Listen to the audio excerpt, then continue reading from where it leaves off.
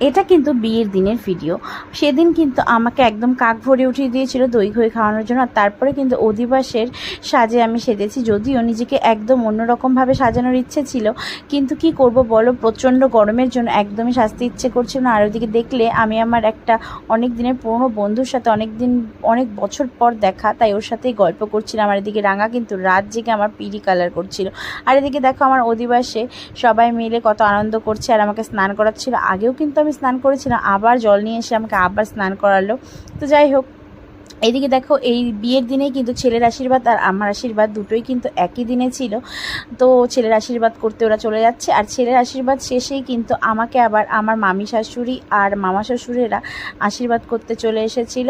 তো খুবই ইচ্ছে ছিল প্রত্যেকটা লুকে নিজেকে অন্যভাবে সাজানোর, কিন্তু প্রচণ্ড গরম থাকার জন্য একদমই সাজার এনার্জি ছিল না, তাই একদম সিম্পলভাবেই আমি বসে পড়েছিলাম।